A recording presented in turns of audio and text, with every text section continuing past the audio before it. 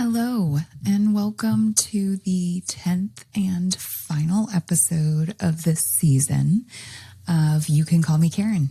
This week, we explore the social phenomenon that was TGIF, or thank goodness it's funny for those who conveniently forgot that.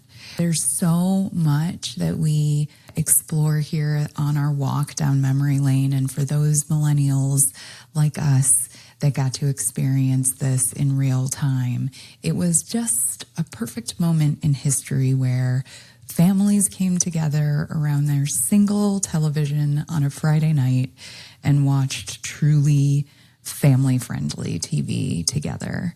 Things like Family Matters and Sister, Boy Meets World, Step by Step, so many hits that we discuss. And also an interesting little tidbit of Family Matters being a spinoff of Perfect Strangers, which was new to a lot of us, or all of us maybe. I do make my final shameless plug of the season for Jessica to be the new Karen, and I will continue to solicit your feedback and suggestions for You Can Call Me Jessica. I don't know. I'm just trying it out. Anyways, thank you again for listening. Please enjoy the final episode of the season, and we will see you all soon.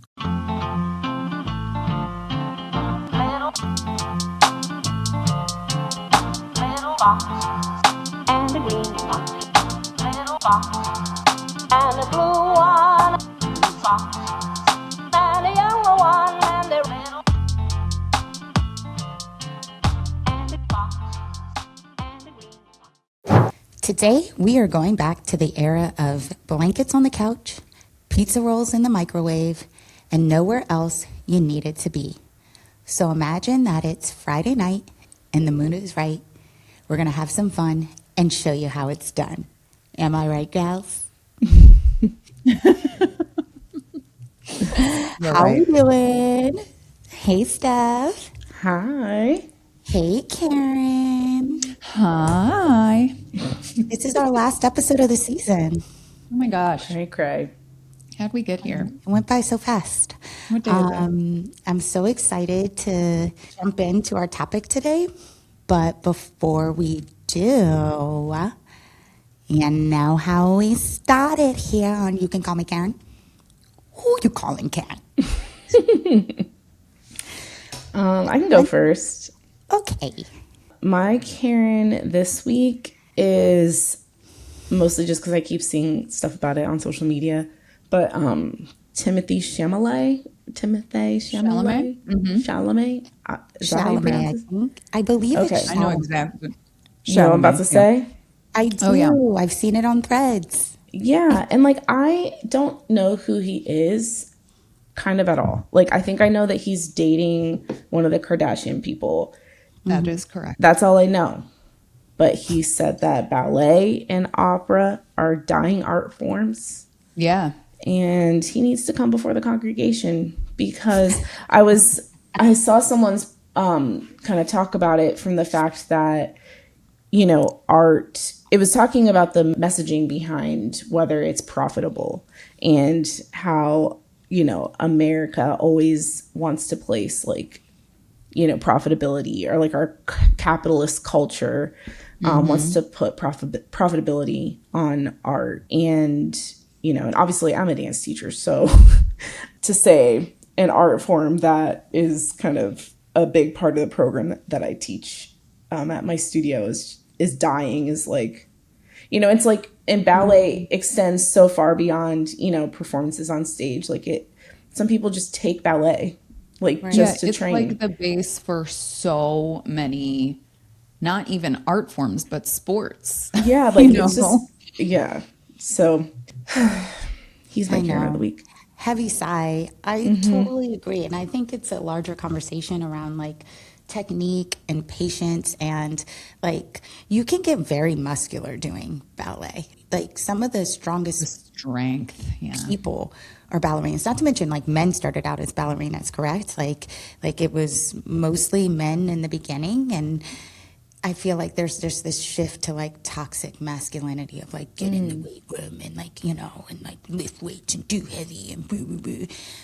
Although actually maybe I take that back, because aren't a lot of men starting to do Pilates? Are they? I think so. And I think I feel like messaging around exercise, especially towards women, is that we really should be lifting heavy. Yeah. Good for our bones. Yeah. But I know what you're saying. It's like the ballet, you can kind of dismiss it as, you know, delicate and dainty, but it requires so much athleticism and strength. And Yeah. And finesse, like, I just feel like I really struggled in ballet. And that's why I wanted to take other dance forms. But in order to understand, I feel like the other dance forms, I had to have an understanding of ballet. Like, and I feel like that's what we're kind of seeing as a conversation in the dance world too, is that like that fundamental teaching of ballet is getting a slightly washed down. Steph, please correct me if I am wrong. I am totally open to being corrected, but I feel like it's similar to what we say with writing. Like, in order for me to write poetry like really well, I have to know the rules of like writing and mechanics so that I can then break them. I feel like it's the same like with this. Like, I have, in order to understand like hip hop, maybe not hip hop's not the best example, but like in order to understand like be Contemporary. like I have to understand ballet, like, and I know this isn't about ballet. He said opera and all that other stuff, but I just feel like from a dancer's Specifically perspective, said ballet and opera. Yeah. yeah. So, and I feel like really strong studios, when I say strong studios, I'm talking about competitive contemporary jazz, where like they have, you know, a lot of great turn and leap technique and all that kind of stuff. Ballet is probably a big part of their training. So, but I think because of social media and like the quick hits and like viral dancing and stuff, like maybe it's not popular. I know, like, you know, the students at our studios, like, ballet, you know, I gotta, not that they don't love it, but it's like it's the tedious, it's the work, it's the hard, you know, it's the work. And it doesn't replace, I think what's becoming really popular now too is like cross training and yoga blocks and like different exercises that mixes in Pilates, and students think that we can replace ballet with some of these exercises, and you just cannot. Like the rotation, the turnout, the extension, the lengthening, the balance, the control, like that really can really only be trained in a ballet class. I feel like I've always grown up as like ballet is the foundation of like everything. And that is actually maybe a whole episode in itself, because of white supremacy, and that ballet, there's like African root to most dance, and the dismissiveness of like that dancing, ballet became like the proper. And so they kind of just one of those things that we corrected in 2020 was like that we shouldn't really say ballet is the foundation of all dance. It could be foundation of technical dance, maybe of contemporary, of like definitely is of lyrical. I feel like I need to do some research, but That's good. Let's add that into our episode notes. But I feel like that's why I was hesitant to say hip hop. Like, I was like, wait, this doesn't feel right. Like, I don't really believe that. That's not really right. So thank you for, you know, putting that into like fresh perspective for those of us who are not consistently in the dance world. I also think there's something here, because you had said about like for capitalism, for gain. And I think there's something here of like the audience and like teaching our kids how to sit through a performance. I took Millie and one of her friends to see Alvin Ailey right down the street here. They came on tour, and she and her friend were sitting there, and the whole time they were like so confused, because they're like, "You mean there's no talking? There's no singing?" They're like, "All they do is this." And I was like, yeah, that's ballet, right? And so it is our responsibility as adults to like take them to that kind of art form as well, if we want to see this continue to be something that we consume, or else the kids are going to want that quick fix, like you said, of social media bites and grabs and constant stimulation and noise. and speaking and plot, like through like, it's always being explained to them. And I feel like, yeah, that's a deeper conversation, but that is what clicked for me too, of like my experience taking my daughter to the ballet and her having no understanding of what was going to happen. Love that. Karen, who's your Karen of the week? This conversation has made me think of a bunch of other Karens that I would like to call out right now, that are in our government. But I'm going to keep it lighter because I don't feel like bringing myself down. So I'm going to keep it on the trend of all of the recent social media Karens that we have called out, and bring up this one that I saw on, I don't know, Reels. I think that's the only thing I really engage with social media wise. And it was a little bit of a confusing video. So it like cut in kind of mid action. It was clearly in the Northeast and people were on a commuter train home after work. And there was like somebody who worked for the train who was like trying to ask this woman to get off the train. And she was like pleading her case. And essentially she was saying like, this man came and sat by me. It was a white woman complaining that this man came and, you know, like forcibly made me move, essentially. They were sitting like in one of those seats that faces each other, you know, and they both had an empty seat next to them and they were facing each other. And the man was a black man. And so she was making her case. And very quickly, basically, the entire train who is like involved in this episode were like, no, you had your feet up on the seat and refused to let this man sit down. And, you know, and then he finally just sat down because there's no open seats and you're the problem. And there was like a woman who was saying this that was kind of like off the camera. And the Karen in this story was like, okay, Karen, to the woman who stood up for the man. And everyone else, like in unison, was like, you're the Karen. And I was like, oh my gosh, this is amazing. Like the world. Anyways, I think that's when I knew I had to change my name. It's time, as it's written literally across my chest right now. But it was I felt like it was very season 4 ending, you know, in interaction. And then the video ended with like her standing up and being escorted off of the train. Justice. Yeah. Oh, you're the Karen. Yeah, literally everyone, like you could hear it. It was wild. So That's funny. That's amazing. Oh those my New God. Yorkers don't mess around. That's for sure. And we now have the language for this. I'm sad that Jessica doesn't seem to have taken off, though. You know? I'm not sad because it is always Karen. It is, No. it is Karen. I have not seen that reel, actually. I've not seen that. I wish you would have came with it so we could watch it, because I'm sorry. I wanna hear everyone in unison come Me too. collectively and say, you're the Karen. 'Cause I feel like that would be a good, instead of Steph's outro to the Karen story. Oh my gosh, you're the Karen. I'll have to try to find it. Yeah, we'll have to try to find it. All right. Yes, that is a great ending for season 4. You just heard our Karen stories, but we can't be the only ones. If you've had a Karen or Chad encounter or confessional, you've been a Karen yourself, we'd love to hear from you. Wherever you listen, click on the link in our show notes and text us your Karen stories. All right. If you didn't understand my intro, then you're definitely not a millennial. And if you did understand my intro, then it's time for you to schedule that colonoscopy, babe. Because today we are discussing the Friday night TV programming that lit up our little preteen hearts 37 years ago. Stop it. Get out of town. I will not.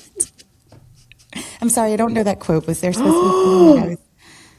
Karen, No. What are you y'all, talking about? I just okay. Well, okay. Carry on. No, by all means. What are you talking about? Get out of town.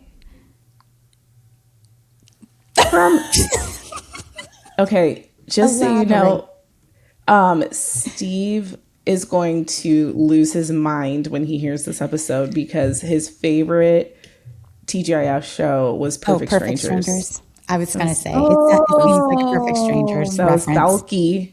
Okay. And yeah. he also, when I told him that was a Balky. possibility for this week's episode, he asked if he could guess this episode simply for Perfect Strangers because he's obsessed. And he knows that that was the show that was like least watched by. Dang. Yeah, it was over. It was almost over by the time I started watching TGIF. Couldn't be less interested. And Wow. Sorry, Steve. Sorry, Steve. But how old Well, is it's a good thing how you old didn't is join Steve? us. How old is Steve? He is, My age, I think. yeah, he's the same age as Karen. So, 41 or 42? 42? Okay. Because I feel like that's a Luke show too, and he's 47. I feel like that was like more like older millennial. Mm-hmm. We'll get into it. But Steve is an old soul. So we're going to deep dive into TGIF and not just the shows, but the whole world that built it and the world that eventually took it away. The sociologist in me just like really loved doing this research, so I'm excited about it. Just to recap us a little bit, TGIF was ABC's Friday night programming block that premiered September 22nd, 1989, a year after Good Morning, Miss Bliss. It was a sitcom. It was sitcoms, it was family, it was the reason you did not leave your couch between 8 and 10 p.m. The name technically stood for, thank goodness it's funny. What? What? Yes. Also, can I interrupt for just a second? Because you said 8 and 10, but it was 7 and 9 for me. Oh. Do you remember when, like, Excuse me, TV, can I do you remember when TV would be like, this Friday at 9/8 Central? Like, Oh, I was always see. Central. I see. I'm like, what are you talking about? It was Central time. Yeah. I was like 8 and 10. That was late. And I'm like, oh no, it was 7 to 9 for me. I was like, what kind of geeky behavior is this? I get it. Okay, she's in Chicago. Yeah, I was like, you why know. am I a nerd for that? That's just my lived experience. I know. I'm like, I thought you were trying to prove a point that you went to bed earlier or something. Like Oh, well, I probably did, cares? but I probably did as a result. But Yes. I can't believe that though. Thank goodness it's funny. Thank goodness it's funny.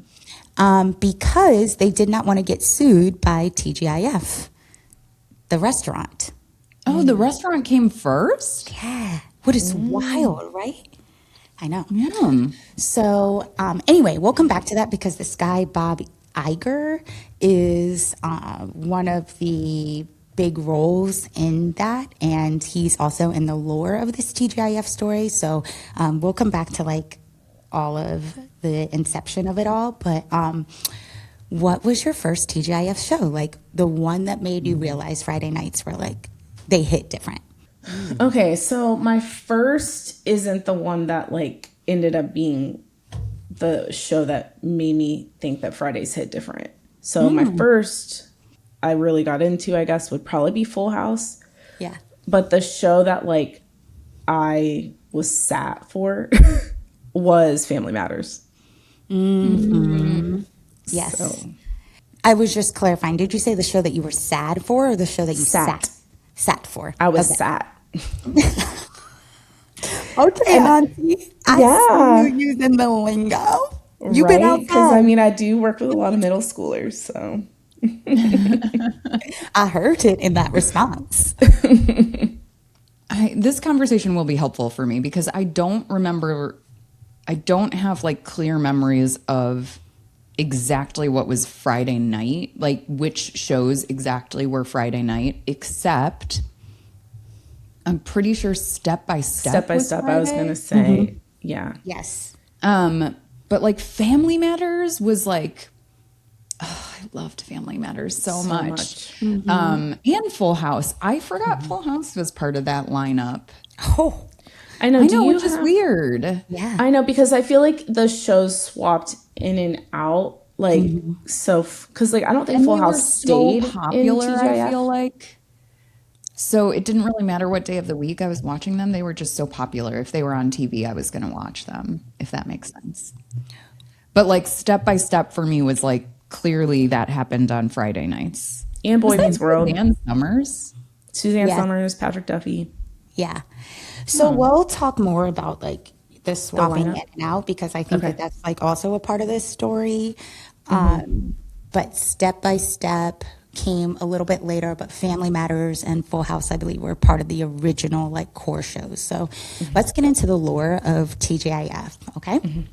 And I'm going to have you guys read a little bit too here to break up kind of this like long rabbit hole that I went down, but because it was very fascinating to me. Like it feels like I was telling Rick about this. It feels more like maybe this is an early confessional, but it feels more like an outlier story, like that book Malcolm Gladwell's book about outliers, about just like timing and like coming in at the right time and when society was going through a shift, than it does about the actual sitcoms that were a part of the programming. But maybe that's something we can like talk about later. So going into the 80s, family sitcoms were everywhere. We see shows like Family Ties, Growing Pains, Who's the Boss, all scattered on TVs across the week.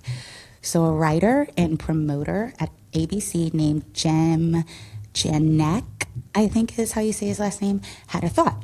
What if you put them all together? He grew up watching The Wonderful World of Disney on Sunday nights and was inspired by that rare moment when TV inspired the whole family to sit down and watch the same thing. This is like a big clue right here, sitting down together as a family and watching the same thing. He wanted to recreate that feeling, so he brought the idea to Bob Iger, who was then the president of ABC, and they landed on Friday nights, because there were already other things happening on Monday and Tuesday. And then if you guys remember, this is a core memory of mine, on Sundays they had that special programming. That's where like I remember the American Story of like Michael Jackson always being played. Like there was a couple of other ones on Sunday night that like were like Sunday night like movies that like networks that we like set for, I feel like, as a family to watch. So Friday night was open, okay? So the anchor show was already there, which was Perfect Strangers. Shout out to our boy Steve. And we moved that to Friday nights in March of 1988. It wasn't a massive hit, sorry Steve, but it had exactly the right tone. Light, funny, the whole family could watch it. And that became the blueprint. So Steph, can you read this quote from this article I pulled up called The Origins of the TGIF Friday Night Lineup article? Yes. It's in red for you. Thank you. Another important part of Perfect Stranger and TGIF has to do with the word interstitials. Interstitials programs are short programs that air between movies or big events.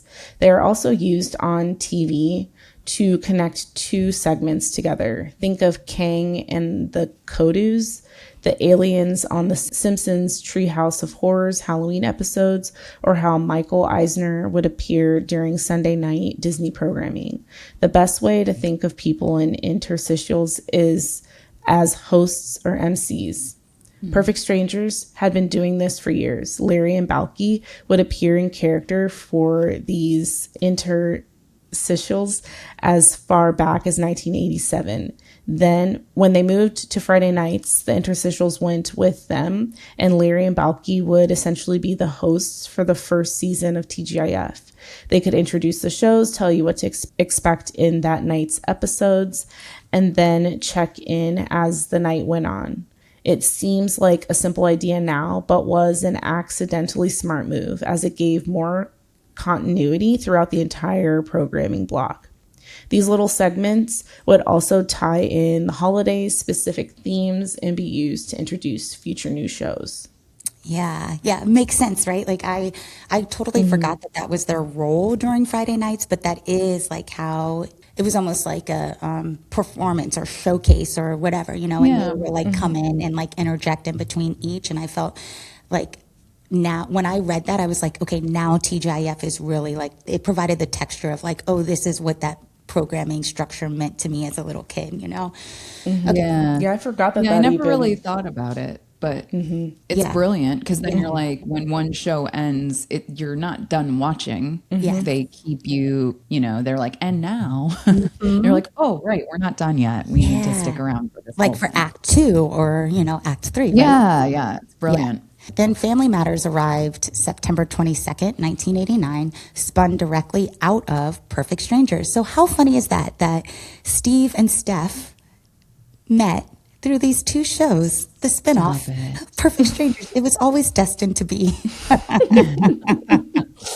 I didn't know this. Yeah. It's brilliant. So the elevator operator, Harriet Winslow from Perfect Oh my Strangers gosh. building, and her husband, Carl, played by Reginald Val Johnson, who had literally just played a cop in Die Hard, and their family. This was the like premise of the show.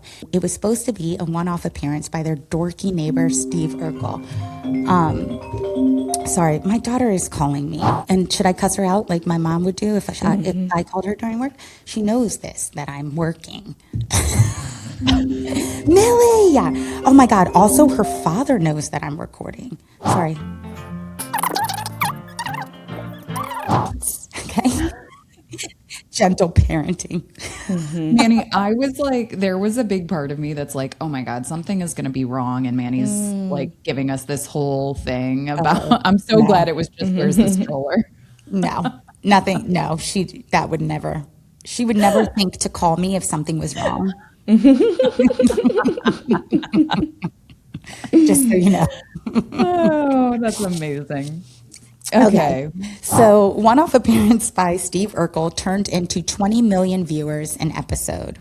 Wild. By the early 90s, I'm sorry. I have questions. Oh my gosh. Urkel was like just supposed to be a random thing. He was the entire show. Yep. Yeah. Oh my gosh. That's incredible. If you ever watch, I've seen like interviews or like discussion, like it caused tension on set because it was supposed to be not really his show or his debut. And so like Jaleel White didn't really get along well with the actors that played the Reginald Val Johnson and all that kind of stuff because everything kind of centered around Urkel after a while. Yeah. Black on black crime. It was black on black. First appearance. No, I'm just kidding.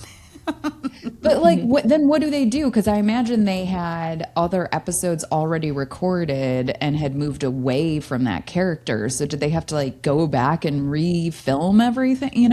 I think the new season, they just realized what they had with Urkel, so they kind of rewrote and revamped like the follow-up season. And just knew that they needed to like bring him in, and then as the seasons went on, it just the center just became Urkel show. Urkel. Yeah. I mean, he was like naturally you gravitated to him. He was incredible.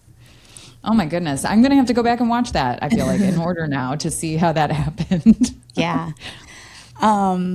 I really want Miles to be Steve Urkel for Halloween. Oh my gosh, that would be amazing. We taught him, did I do that?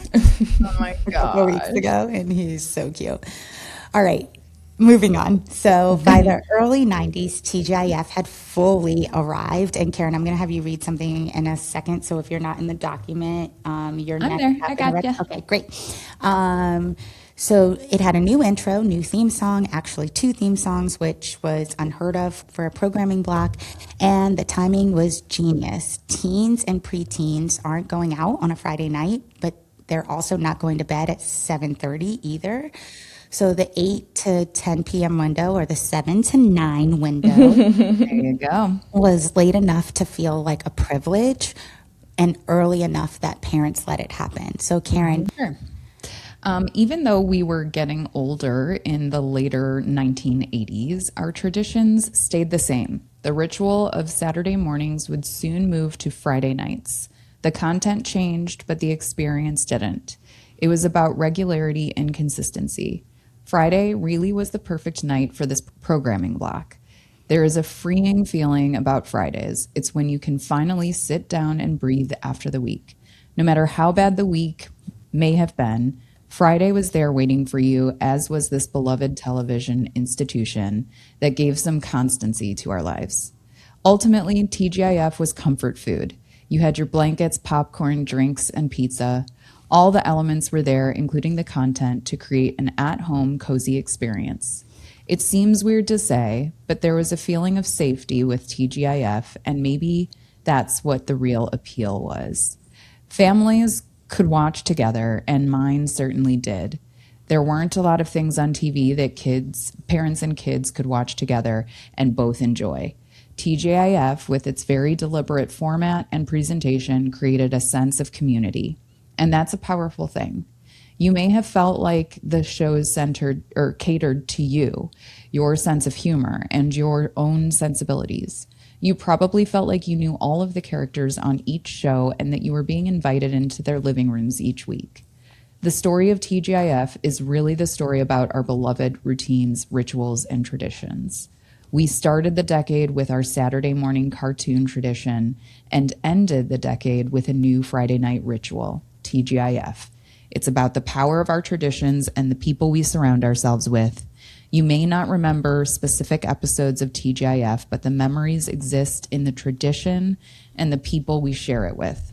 Ultimately, it's the feeling that remains. That was so delightful. You read that so beautifully, too. I Thank you. I've been practicing reading. You're doing great, kid. So a couple of things I want to pull out from that. One, did you guys watch as a family, or was this a solo couch situation for you? Steph, I see you nodding your head. We watched as a family. Yeah, we did too. Yeah, we always ordered Pizza Hut and would watch together. Yeah. Yeah, that was my next part of the question. Like, what were you eating? Where were you sitting? Is there a specific sensory memory attached to Friday nights for you? So Pizza Hut, where did you sit? Were you on the floor? Were you on the couch? Like, what was going on? Definitely on the couch. We all had, like, you know, my brother and I, like, we all had spots on the couch too. So, like, you know, I just remember, like, you're in my spot, you know, like that kind of, that kind of thing. And something that we were allowed to do on Friday was just kind of stay up, and like we would be allowed to like fall asleep on the couch and like stay downstairs. So like that was like our favorite. That is and like novelty. Yeah. So Friday nights, like we would be able to like stay up late. We could sleep on the couch, and we didn't have to. This is gonna sound gross, but we didn't have to take a bath. Like, No, that doesn't sound gross. Yeah. So we, you know, because my parents were really strict about like the routine. Yeah, your routine. Like, and we weren't allowed to watch much TV, so we were only really allowed to watch like one show each night from like 8 to 8:30. Our bedtime was 8:30 for a really long time. So, like I remember when I was in middle school, and I was like, Mom, like 8:30. Okay, like I'm 12, you know, and so so she bumped it to 9. So Friday night, being allowed to stay up late, like they weren't strict about getting our homework done or anything like that. It was just like my favorite. Yeah. So you popped so many memory bubbles for me there, but We definitely watched it as a family. I don't have quite as specific memories about like, I don't think we definitively ordered pizza every time or anything. I'm sure I was half the time just like rolling around on the ground while everyone was sitting on the sofa watching. That sounds kind of appropriate for me. We had this Afghan that my mom made that was brown and orange. They probably still have it somewhere. It was one of those like zigzaggy ones. Yes. Anyways. Oh my gosh. Yes. guys, Yeah. Stop it. I wish I had brought mine. my grandma made this for me. Our Blinkies on the couch. Yeah. I made this one. You did? Karen, I still have the one that you made me when you had your ACL surgery. Yeah. I have Oh, so one- rude. I don't have a blanket one from Karen. film. I mean, I can make you one. It's been a minute, but I can figure it out. Please, I would love that. Just tell me the colors you prefer Green. in all my spare time. Green, green and brown and white and tan. Okay, sorry. Yeah, but yes, I remember snuggling up with that Afghan for sure. And all my favorite TV shows. Yeah. It is interesting as we're talking about this, how there's so little content today that behaves the same way. Like sitting down to watch a TV show with Maxwell that we both enjoy feels impossible. Yeah. Maybe we need to go back and watch this stuff. Yeah. Yeah, I think that this kind of conversation is going to lead a little bit more into that. And that's like the outliers thing that I think I was referencing in the beginning. But one thing I did want to comment on real quick is a story about the strict like routine, weeknight routine in the house. I start shutting down a la Casa de Rosa at 6:30, like dimming lights, like our nervous system needs to like regulate, you know? And so we have this saying that I picked up from my mom, and the bedtime thing, right? Like even Brielle, like we monitor her screen time. Her screen time shuts off at like I think 10 or 10:30. We like recently went to like 10:30, I think, because she's going to be in ninth grade, and I feel like okay, that's like okay. But anyway, but I have this saying that I picked up from my mom of the kitchen's closed. Like the kitchen is closed. Like I'm done cleaning up. Like I'm done like with messes. Like I don't want to do any of that anymore. So a couple months ago, she was on a FaceTime call with her friend, and I guess it was like 10 o'clock, and her friend's dad made her a quesadilla, and Brielle was like, Andy, what is going on? Why are you eating a quesadilla right now? And her friend was like, because I'm hungry and my dad just made it. And Brielle was like, but isn't your kitchen closed? Anyway, That's we don't play amazing. about the weeknight routines, you know, like it is like next day is a work day. We got to start early. Like, come on. Okay. Anyway, so here's where we're going to look at like some of the other TV shows that came in that kind of surprised me. Karen, you made reference to some of these when you were recalling your experience with TGIF, but we have Boy Meets World, Hangin' with Mr. Cooper. Oh my gosh. Sabrina the one. Teenage Witch. These shows knew exactly who they were talking to, and ABC used Friday nights as a testing ground too. Not everything worked. I did not know this, but one of the shows included in the lineup over the years was Clueless. After the movie came out, they tried to do a Clueless series. We all know and love Sister Sister, which I think is that one lasted a while, didn't it? well, I think it went on for us. It went on to Channel 20, which was like, I can't remember like the network, but it did last on Okay. TGIF. But then I think Yeah, it because went I on watched to that network. for a long time, I feel like. Sister. So I think what you were remembering, Karen, is that like some of these then eventually went on to different networks, but we're Yeah. talking about ABC's run with these things, so that's probably why it blurs together. Two guys and a girl in a pizza place featuring a very young, very Canadian Ryan Reynolds, Muppets Tonight, and a genuinely unhinged deep cut called Aliens in the Family, produced by the Jim Henson Company. What about Dinosaur? And Dinosaur, I the baby, gotta love me. I the baby. Oh Not my the mama. Not the gosh. mama. So do you guys have any specific episodes that you actually remember, like a plot or a scene? Did you guys even know that Ryan Reynolds was a part of TGIF? Did either of you Heck guys no. watch that show? I feel like I've seen random clips of that, two guys, a girl in a pizza place, but I did not know that was ever remotely mainstream. So I have two fun things. One funny thing that my brother and I used to do because we loved the theme song to Hang with Mr. Cooper. Yes. And, you know, I would stand in front of the TV and like do like this booty scoop thing like Cooper. It's like block the TV. Great theme song. We were obnoxious during that. And if thinking of an episode that stands out to me, I loved, there was like a crossover episode between Family Matters and Step by Step. Like Urkel went to the dance with Mark and like taught the Urkel dance, and like he Yes. yeah, that episode was awesome. I love a crossover episode. Like when universes collide. Yeah. Was Step by Step Brilliant. Chicago? It was Wisconsin. I was going to say, I that's feel what like I I thought. remember it was with Midwest, but I don't remember where. How And did they back then, cross all over? the Midwest to me seemed like the same place. Yeah. You know what? I don't really remember how they explained How they explain that? that. Yeah, because they were definitely in Wisconsin. Yeah, and Family Matters was definitely in Chicago. I don't know. It doesn't matter. It's like our Saved by the Bell episode where it's like, it doesn't matter. We don't need to explain shit to you guys. Just believe it, okay? They're right next door to each other. They're actually the next town over. Okay? Geography So does not true. exist. They were like, don't ask any questions. Nothing to see here. They are neighbors for 1 week. It's fine. Okay, I have a couple quick thoughts. First of all, Hanging with Mr. Cooper, Mark Curry. Bob saw one time in Cleveland at this restaurant bar that's like across the street from where the Cavs play.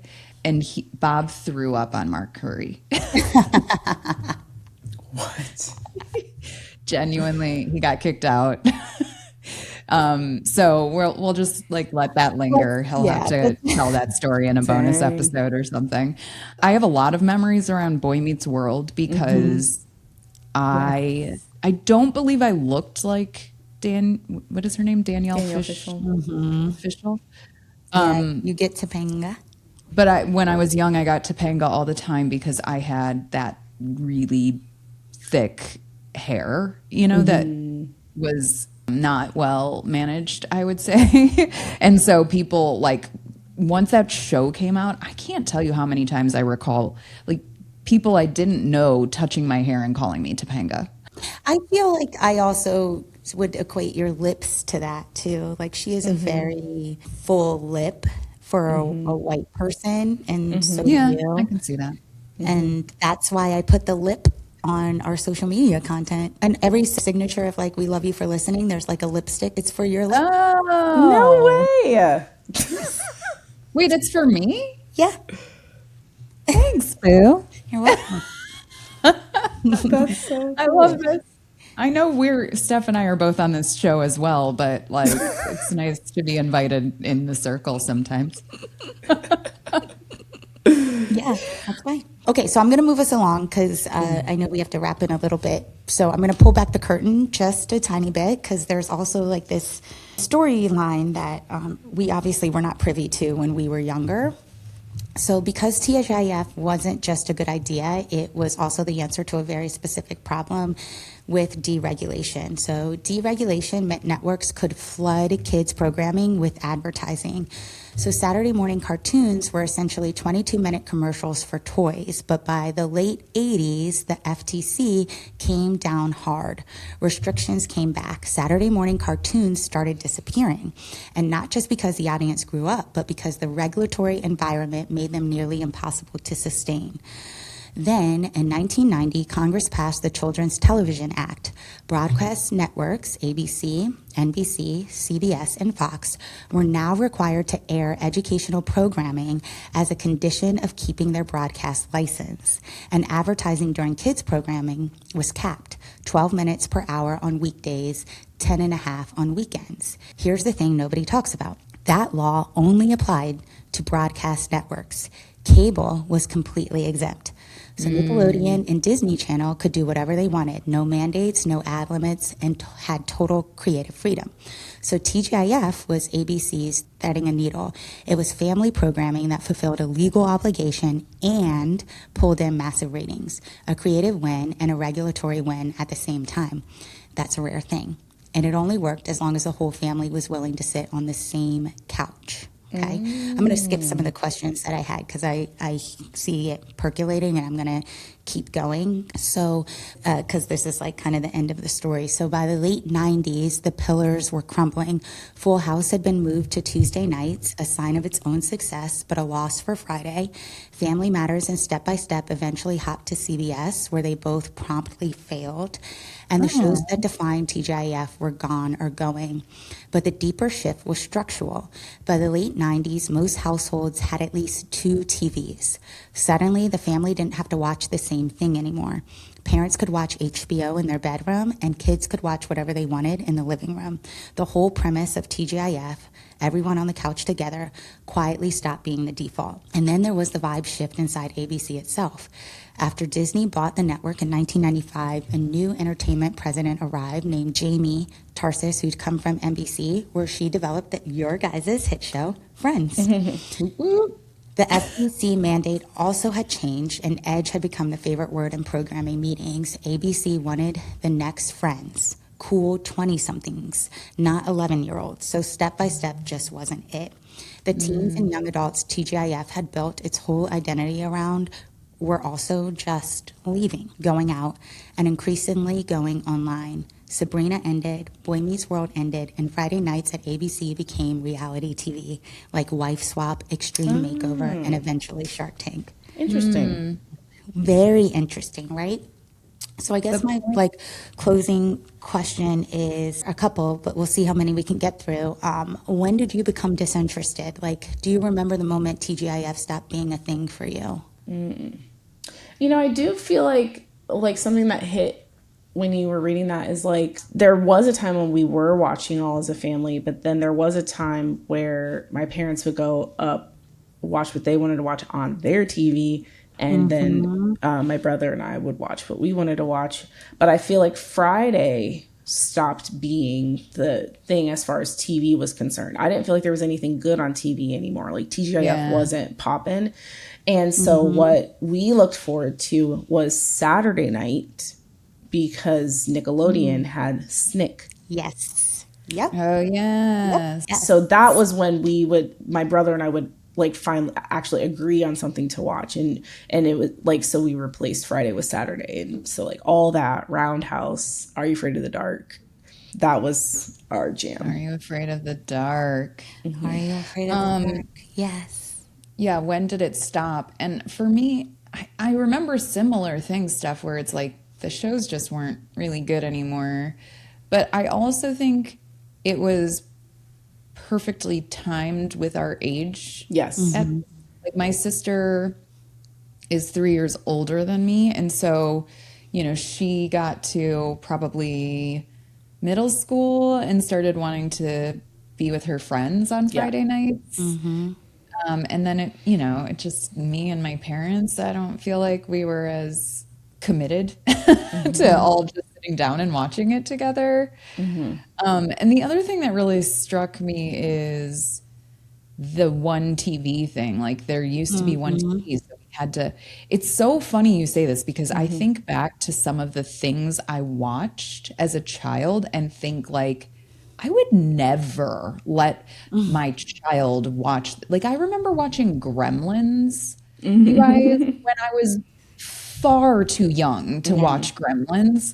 And it never occurred to me that we had one TV. So if my parents were like, there's this new movie out, we want to see it, now my kid is seeing it. There are countless things that I watched that I should have never seen at the age I saw them at.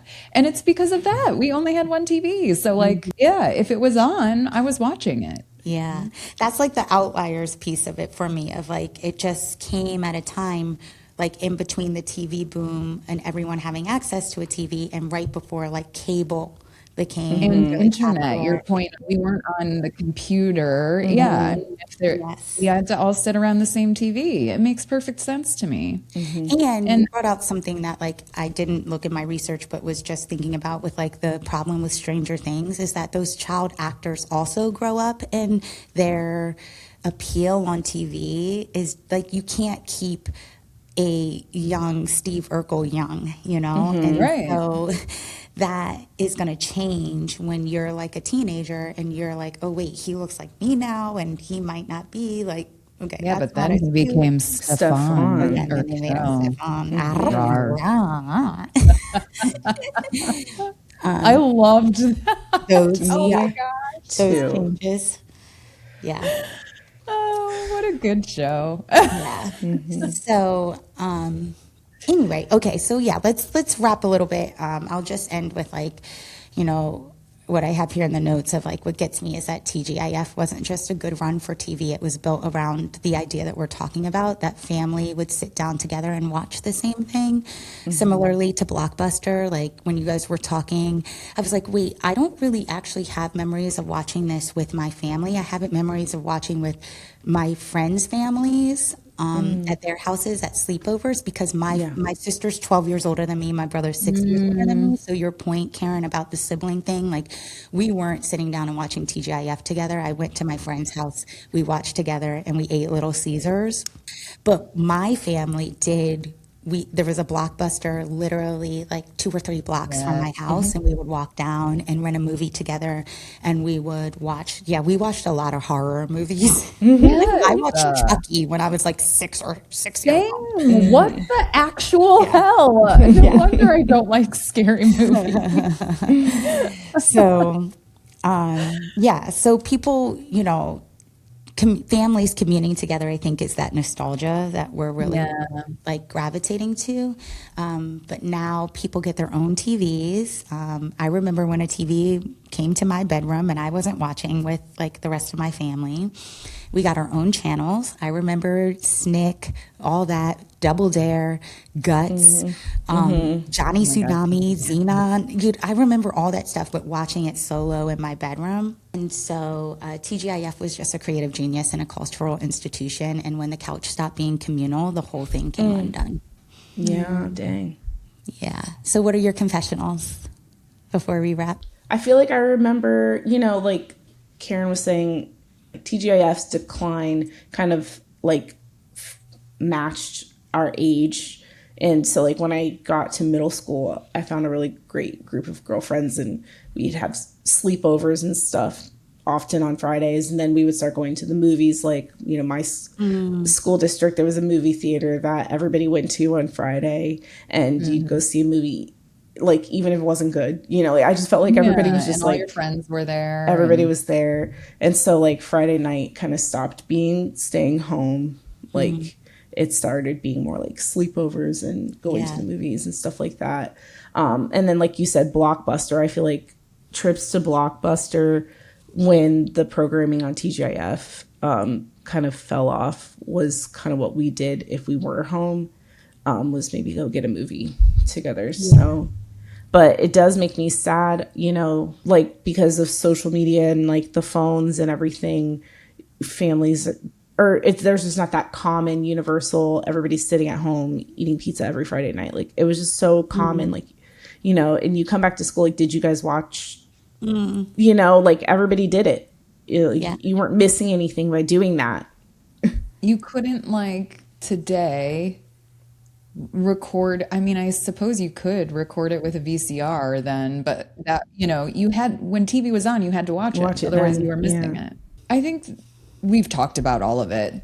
A lot of things that you said that just never occurred to me about why TGIF was so popular, and it was exactly the right thing at exactly the right moment in time. And it makes me just a little sad to realize like that time has passed. We can try to create it with our families, but it's just not the same. So I guess this is why nostalgia makes me sad all the time. Oh my God. And not millennials like dictating the world. Like, I feel like TGIF grew up with our age group, and it fell off as we became teenagers and had our own lives. Like we really like Saturday morning cartoons, TGIF, and then and it kind of followed us. So we're basically central. We're main character. We're the center of the universe generation that ever existed. Period. I love that. I have a sidebar that we do watch Masked Singer together as a family. We watch Blackish together as a family. And Brielle did go back and rewatch old Full House, and I would sit down and watch that with her. So there are some things there that we could navigate, but yes. So, okay, so that's it. I do want to bring up the Nickelodeon and the Disney Channel and the cable side of all of this. we haven't even touched that as a whole thing. So, like, what if that's season 5? Right?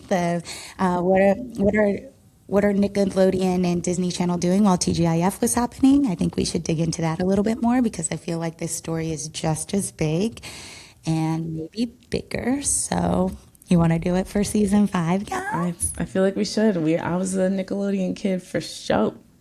For sure. Awesome. All right. It's been a wonderful season. Thank you, Karens, for listening. We're so appreciative of our 7 listeners. Listen, we're saying 7 this season. 8. Last 7. Season we said 5. I was reminded that we do have to add Soya to this list. Dedicated listener. She is a dedicated and loyal listener. Absolutely. And she deserves a shout out. So you finally got it, Soya. And you didn't even ask. Someone advocated for you to have the shout out. And so here you are. Maybe we'll send you a shirt. Thanks for listening. Big smoochy Karen lips kiss. Hey, bitches. That's a wrap on another episode of You Can Call Me Karen. If you liked what you heard or didn't, go to our show page and leave a review. Just know we will call you out. And if, unlike my 2 co-hosts, you find yourself scrolling endlessly on TikTok, follow us at You Can Call Me Karen. And if you're still living in the 20th century like a boomer, don't worry. You can find us on Instagram and YouTube at You Can Call Me Karen _pod. We love you for listening. They're all made out of ticky-tacky and they all look just the same.